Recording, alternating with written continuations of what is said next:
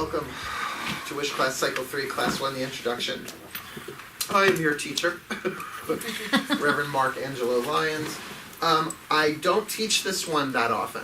It is something that I really need a handful of people that are willing to go through it because it's, you can see on the handout that I gave you, it's quite a number of classes, 3 hours a pop on Wednesday nights. It's a lot. But to give you a little background, this is Cycle 3. Cycle 1 is the one I teach with Amy for 2 hours on Monday nights. We've been doing it for 18 years. It'll be 19 years. Christ, it'll be 19 years this year. So, you know, that's the basic art and science, and we call it the Mark and Amy show because we don't even need an outline anymore. It's like we know exactly what to do, but we keep learning and, you know, weaving stuff in. And that's really great. Cycle 2 we only do once a year. Spellbook is so much work for me, and it's a lot of work for the students too. It's not just here's a spell, do it. It's looking at the psychology behind it. So if you look at magic, miracles, and mysticism are the 3 levels of power, and we're going to talk about this later in the class. Cycle 1 is the magic. It's the basic. It's the literal world. Eau de toilette, cologne, perfume, right? 3 levels of intensity. That's a Carolyn Mace thing. I love that. Cycle 2, spellbook, is definitely the personal realm. It's definitely the cologne. It's the internal world, the psychology. Otherwise, every spell would work just because you lit the candle. So how can one person do a spell and get what they want, and another person do the spell and not get what they want?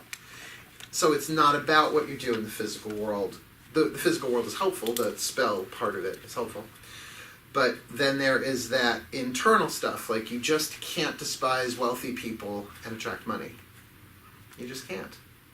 You can't be bitter and resentful towards an ex-lover and attract a new lover into your life.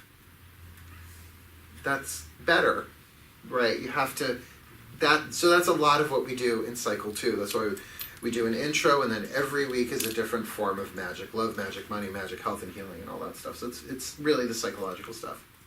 Level 3, however, last time I taught it was 3 years ago. That I got through an entire cycle because it is intensive, and that's the mysticism. That's the cologne. Mysticism is highly misunderstood. And I do chalk that up to certain types of advertising, right? Mystic this, mystic that, Mystic Pizza, right? Such a good movie, Mystic Pizza. And that has to do with, you know, a place called Mystic. But mysticism is tricky. Mysticism, you have to be able to endure not knowing. You have to be able to walk the path and follow the clues like any good mystery.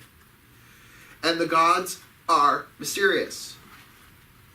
Ultimately, what a mystic is someone who cultivates an intimate relationship with divine truth and God. To cultivate an intimate relationship with the divine sounds lovely, doesn't it? Oh yes, let's take a weekend and cultivate an intimate relationship with the divine. Right? It sounds like a weekend away.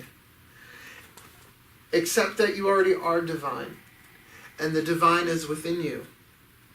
That no matter what happens to you in this life or any other, your true identity as a divine being never changes. So how come we don't experience that intimate relationship with the divine so much? Because of the blocks that we have put up. Because of fear. Because we are not who we think we are, but we would rather cling to who we think we are than to experience something different. So a lot of the mystical work that I have done has been working, well, certainly through Course in Miracles. Now I teach Course in Miracles on Tuesday nights, but that's just a 2-hour, almost support group, lesson-based thing. But to me, I've said it before, I will say it again until I croak. If I could get away with living in a monastery, I would. If I could get away with living in an ashram, I would. But that's not what I'm supposed to do in this life. I'm supposed to be in this world. I'm supposed to be in the world, but not of it. So my relationship with the Greek gods as a witch has allowed me to adopt the mystical language in a way that then I can translate for people who wouldn't ordinarily come across the other forms of information because they would feel uncomfortable just with the wording. So what I have up on the board here is my pantheon of 12.